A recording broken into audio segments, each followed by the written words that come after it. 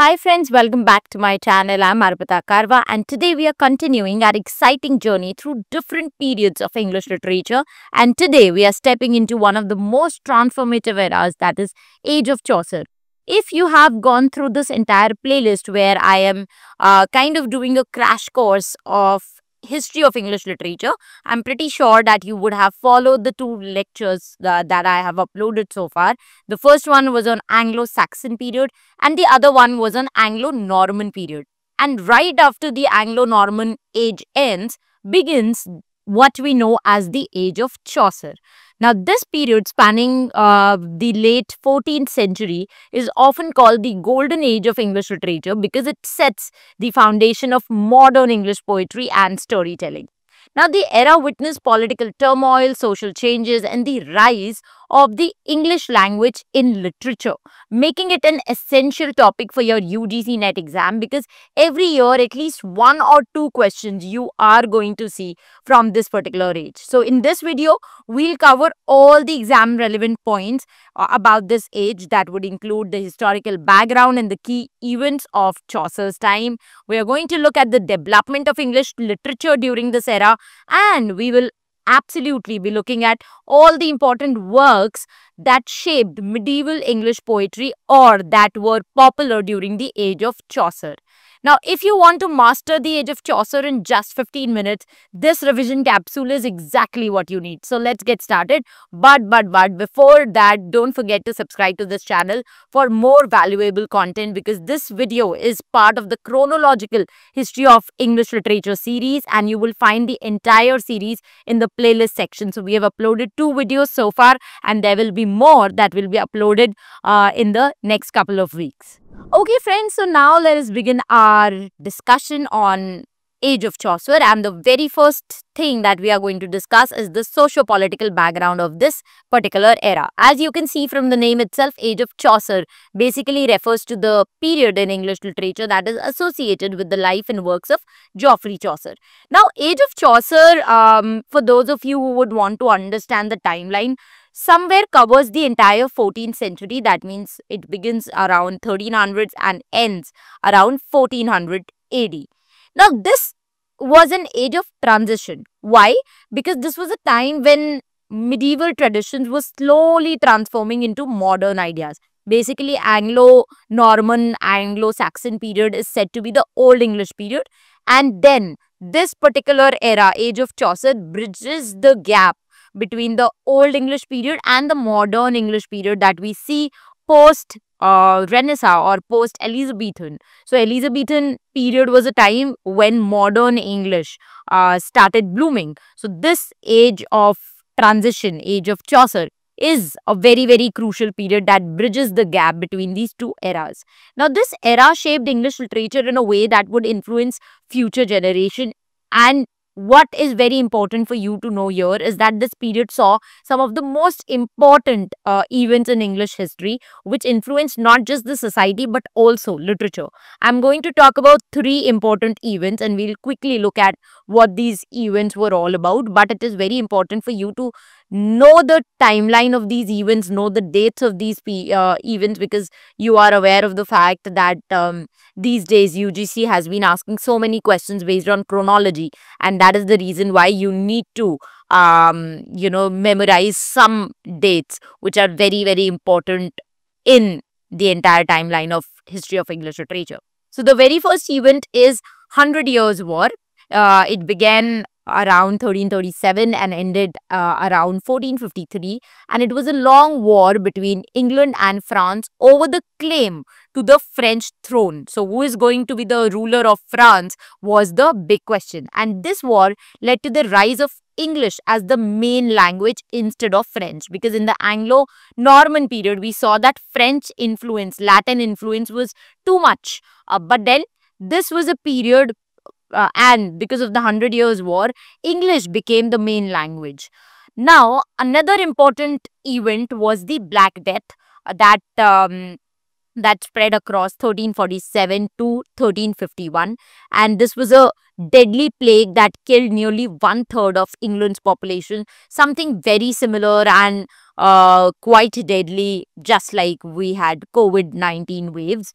Then the last event that I would want to talk about is the peasant revolt that happened in 1381. Now, due to high taxes and economic struggles, the common people, who were basically the peasant class at that time, revolted against the government, and uh, through the uh, through the revolt, they tried to uh, talk about the grim realities of the world. And though the revolt was crushed by the aristocrats and affluent class, it actually forced the rulers to consider better treatment for peasants, leading to long term social changes. And that is the reason why you will find a lot of texts that were written during this time were also surrounded around the idea of peasants and their struggles. Now, friends, let's read a bit about Geoffrey Chaucer. Chaucer, as you know, is known as the father of English literature because he helped establish English as a respected literary language. And this is a very, very important fact. Please remember it because this is something that is going to form the foundation of what you are going to learn in the future videos that I'm going to make in this entire series of history of English literature. Now, if we talk about life of Chaucer, he lived under the reign of three kings: Edward III, Richard II, and Henry IV. This is again something that you have to keep in mind because at times they would ask you a question saying that under which of the kings mentioned below Chaucer did not live. So you will have options as Edward III, Richard II, Henry IV, and then probably they'll put something like Elizabeth or maybe Mary the First. Then you have to know that which is the wrong option. Now, Chaucer, you will be surprised to know, worked in the royal court and he traveled on a lot of diplomatic missions. So when you read his works, they are filled with knowledge about different people. So basically, the works have show a character sketch full of people coming from different backgrounds, and that happened because he was traveling so much and he was going and meeting so many different people, which gave him insight into lives of both the rich and the struggles of the common people. And that is the reason why his works are still relevant today because they kind of showcase all kind of people that were there in society at that time. Now, before moving on, did I mention that I've created a special PDF that summarizes this entire video and provides you with exam ready notes? So whatever you see on screen is condensed in a PDF form by my team, and that's readily available for you. You just have to drop a message on the WhatsApp number that is flashing on your screen or click on the WhatsApp link that's there in the description box, and my team is going to send the handy PDF right on your phone. Now, when we talk about the age of Chaucer, we must understand what makes his literature so unique. There were so many writers who were writing during this period of age of Chaucer, though in this particular lecture, I'm going to specifically talk about Chaucer, but just a small, a note for all of you out there who would want to read about all the other writers which are important from UGC NET point of view from this particular age. You can go to my website arpitakarwa.com and check out the detailed exhaustive list of all the writers that you have to cover under every age divided under different sections. So we'll have a separate list of poets, dramatists, novelists and essayists covering the entire UGC NET syllabus. So that list is available free of cost on my website. You can check that out. But then to be talking about Age of Chaucer, what is very important for you to know is that why is this entire age named after Chaucer? There were so many other writers who were writing during this period, and why is that only Chaucer has been given the title of father of English literature and not somebody else? That's because Chaucer's writing marked a very major shift in English literature. He experimented with language, different themes, poetic forms, making his work a bridge between medieval and modern literature, and that was something that nobody else during his age did. Now, before Chaucer, Old English was the primary literary language. We have already covered this in detail in our previous videos. But during this time, Middle English started emerging as a dominant language. Now, Chaucer's works played a crucial role in shifting literature from the Old English period to the Middle English period. And his writings reflect the richness and evolution of the Middle English period, making literature more accessible to common people. Because earlier, what they were writing was generally to please the affluent class or to please the royals in the court. But for the first time, Chaucer started using language which was more relatable and more accessible to the common people. And that's why he became so famous. And this was an important change because before this, most literature was written in French and Latin. And Chaucer proved that English could be just as expressive and as powerful as Latin and French, because earlier people were not writing much in English. They thought that English is not a very great language and it's not a very poetic language, but Chaucer proved otherwise. Now, Chaucer was not limited to one style. That's another very important characteristic of his work, which kind of defines the characteristics of his entire age. Now, he explored multiple genres in his work. Some of the key genres he wrote included poetry, romance, allegory, and fabula.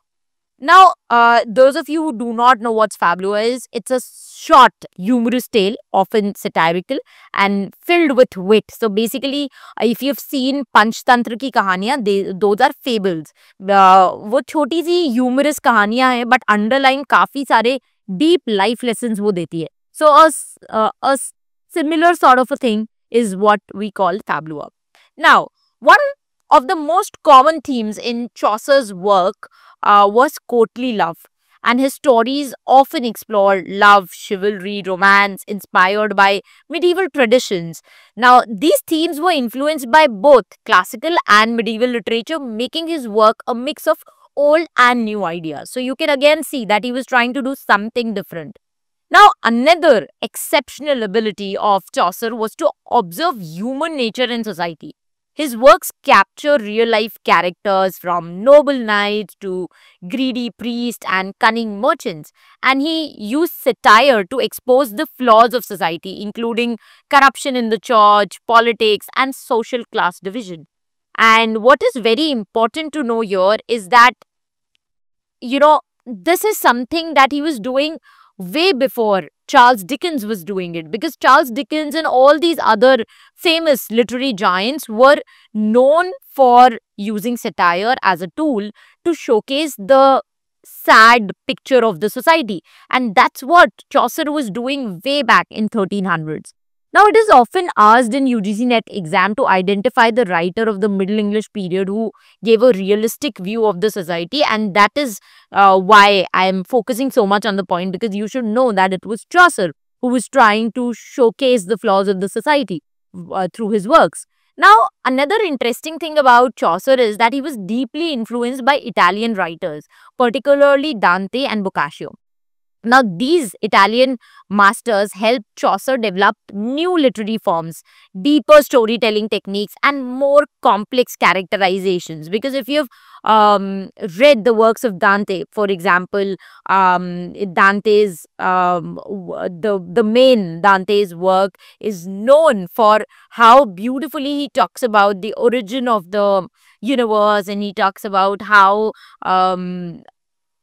the entire Christianity can be understood by a normal common man. And all those things, all those techniques that these great Italian writers were using were somewhere used by Chaucer in his works as well. And all these Italian writers were writing in Latin, writing in language which was not English. And Chaucer was trying to use all those techniques, use all those ideas, and use it in a language that was more commonly acceptable at that time, and that was English. Now, Chaucer, when you look at his works, was not just a great storyteller. He was also an innovator in poetic techniques, because he experimented with rhymed couplet, iambic pentameter, and terza rima. These are different poetic forms, and he was the first to introduce heroic couplet in English verse, English poetry. And he developed the rhyme royale stanza. Now, rhyme royale stanza basically became a standard form of English poetry during his time. And that was something that Chaucer developed. And rhyme royale, why do we call it like that? Because basically, that was related to the royal courts and kingdom at that time. Chaucer was writing a lot for the throne, for the king and the knights of that time, and that is when he used rhyme royale. So that's why it's termed like that.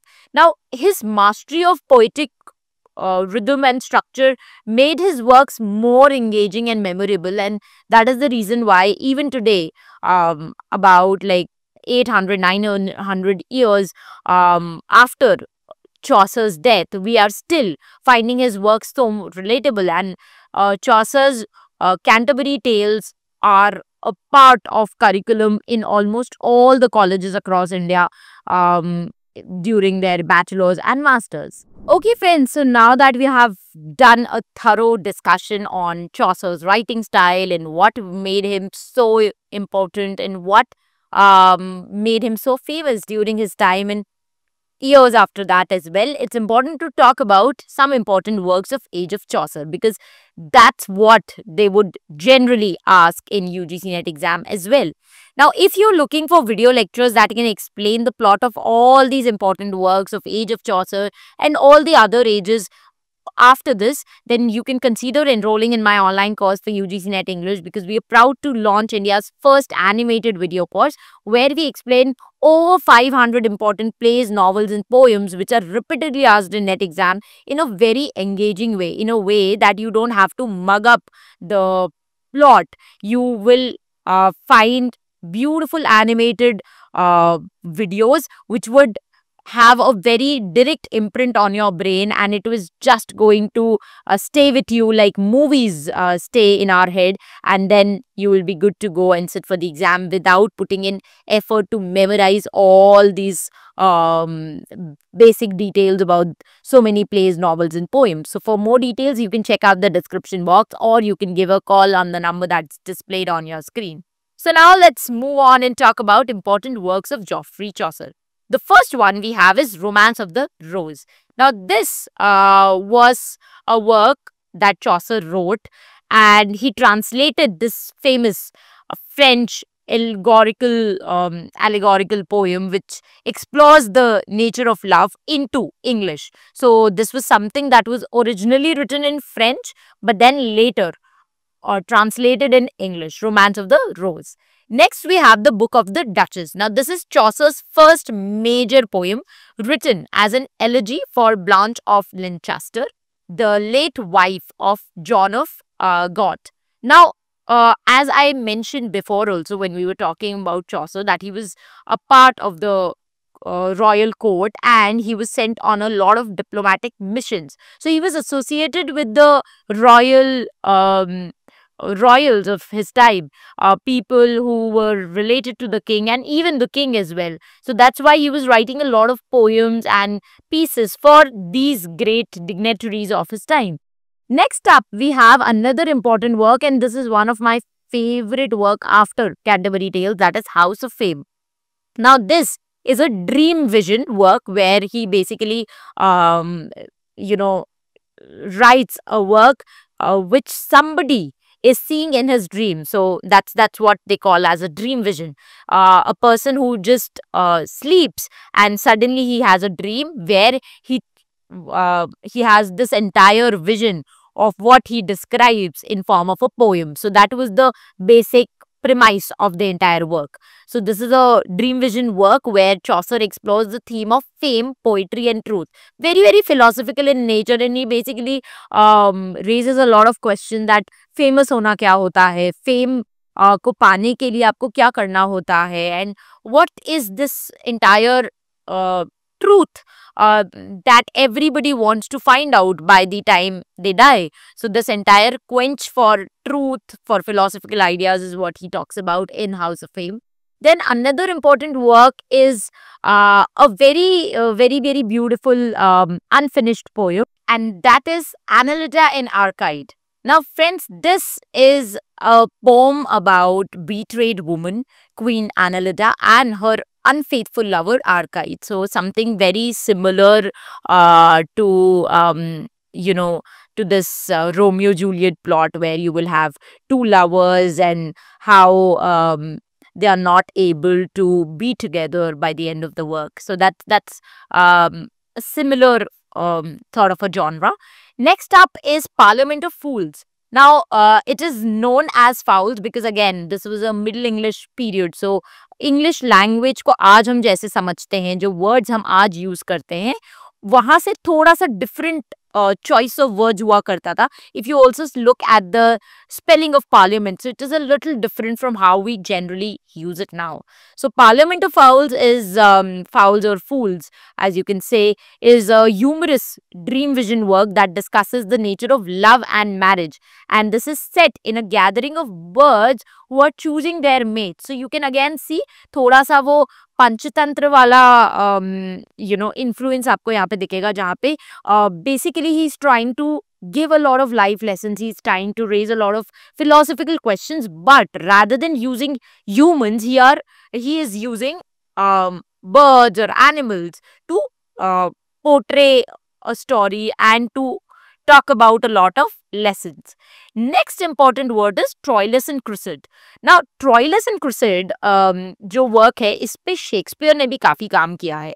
And इसका जो origin है वो थोड़ा सा एक love story की तरह है, which was set during the Trojan War. So that is not something that was the original idea of Chaucer, because ये borrowed स्टोरी है and this was something that was famous during the Greek time.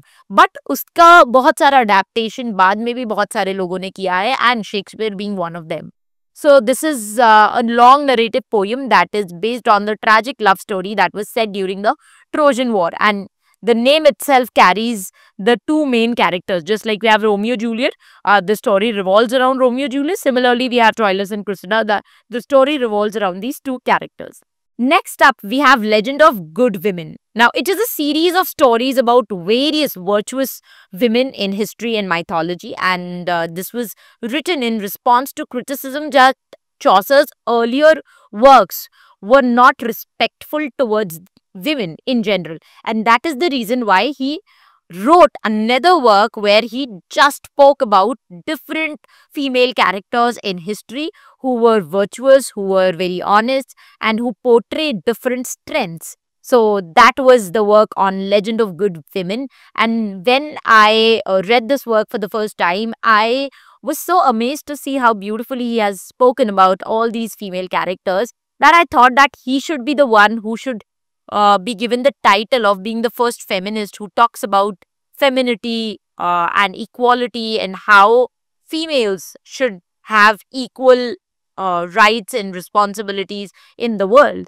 And that's about it. And now it's the time to look at the most famous work, the most important of all that we have discussed so far, and that's Canterbury Tales. Now, this is no doubt Chaucer's most famous work, and it is a collection of 24 tales told by a group of pilgrims who are traveling to Canterbury. This reminds me that I have made a beautiful vlog where I spoke about this entire Tabard Inn where these pilgrims would meet and they would, start their journey to the shrine at Canterbury. And I went to London to explore a lot of literary sites, and I've documented my entire journey in a form of a vlog, which is available free of cost on my YouTube channel. You can just go to that playlist and you will find me exploring different literary sites, starting from Shakespeare's Globe Theatre all the way to Charles Dickens Museum. And then there is also a specific vlog where I talk about Canterbury Tales and the place, which is very, very crucial and very important to the entire plot of this entire Canterbury Tales. Now, coming back to this beautiful work written by Chaucer, in this particular work, you will see that each character represents different sections of medieval society, making the work a rich social commentary. Because you will see that when Chaucer starts narrating the tale, he says that they are going to have a contest sort of a thing where every pilgrim, while they are going to the shrine, they would be narrating stories, going to the shrine and then coming back from the shrine. And that was the basic plot, that this is how we are going to come up with something called Canterbury Tales, because they are going to Canterbury and they are going to recite tales while going through the shrine and coming back from the shrine. And he originally wanted to write 120 such tales, but then he died before it, and he could only write 24 stories before he died. And still, in despite the fact that it is an unfinished work, it is uh, even today one of the finest literary work written by anybody in English language. And the most important tales that are very, very crucial for you to know from UGC NET exam point of view are Knight's Tale, Miller's Tale, Reeve's Tale, Cook's Tale, Wife of Bath's Tale, Pardoner's Tale, and Nun Priest's Tale. All of them are discussed in detail in my online course. You can go and check out my website. You will find demo lectures as well, so that you can see whether my teaching style resonates with your learning style. But all of these tales are very important, and out of this, the most important one I would say would be the Wife of Bath's Tale.